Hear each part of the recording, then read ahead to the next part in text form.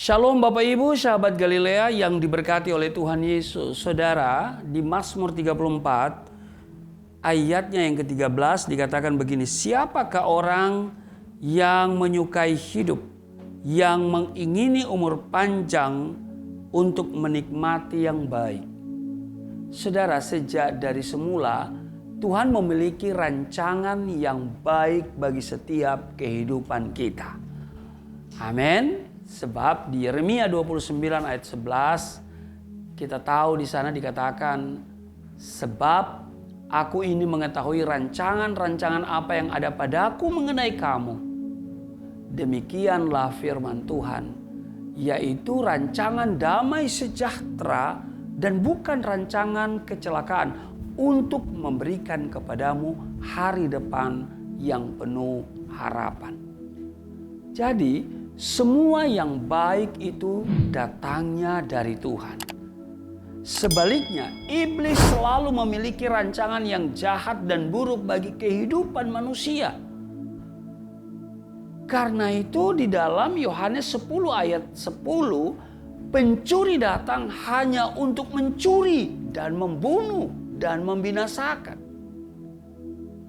Adakah di antara kita yang mau mengalami hal-hal yang tidak baik atau buruk dalam hidup ini? Tentulah tidak seorang pun mau. Benar ya? Amin? Iya. Daud yang dalam perjalanan hidupnya mengalami banyak masalah dan penderitaan. Bahkan sampai harus berpura-pura gila karena beratnya tekanan hidup. Membagikan pengalaman pribadinya yang luar biasa bersama Tuhan itu kepada kita. Ia memberikan rahasia bagaimana supaya bisa mengalami kebaikan dari Tuhan. Yang pertama saudara, di Mazmur 34 ini di ayat 14 dikatakan begini, jagalah lidahmu terhadap yang jahat dan bibirmu terhadap ucapan-ucapan yang menipu. Saudara, mari kita berhati-hati dengan apa yang kita perkatakan. Karena hidup dan mati dikuasai lidah. Siapa suka menggemakannya akan memakan buahnya. Demikian dalam Amsal 18 ayat 21. Jadi ingat saudara, ada kuasa dalam setiap perkataan kita. Amin. Oleh sebab itu, perkatakanlah selalu hal-hal yang positif yang menyangkut firman Tuhan. Maka semua yang baik akan terjadi dalam hidup saudara dan saya. Itu yang pertama. Jadi yang pertama apa?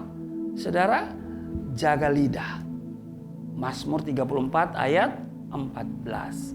Yang kedua, di ayat 15, jauhilah yang jahat dan lakukanlah yang baik, carilah perdamaian dan berusahalah mendapatkannya. Dikatakan begini,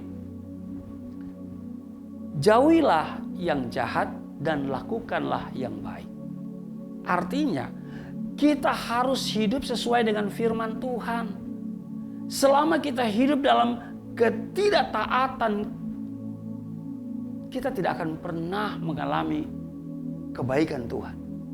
Jadi, jika selama ini kita telah menyimpang dari jalan Tuhan, jangan tunda waktu untuk segera bertobat. Amin. Yang ketiga, masih di ayat 15 di bagian B dikatakan begini, carilah perdamaian dan berusahalah mendapatkannya. Amin. Jadi jangan menyimpan kepahitan, dendam atau sakit hati.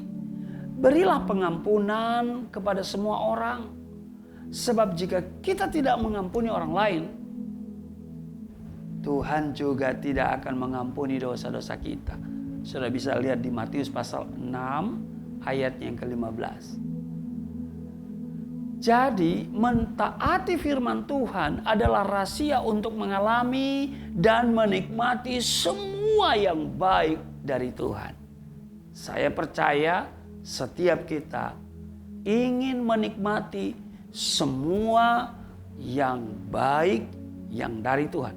Dan Tuhan sudah janji, dari semua yang baik yang dijanjikan, tidak ada yang tidak dipenuhi. Semuanya akan dipenuhi. Amin. Tuhan Yesus memberkati. Mari kita berdoa. Terima kasih Tuhan, kami adalah orang-orang yang mengingini dan kami juga berharap sesuatu yang baik terjadi dalam hidup kami. Kami ingin dan kami mau menikmati semua yang baik yang dari Tuhan.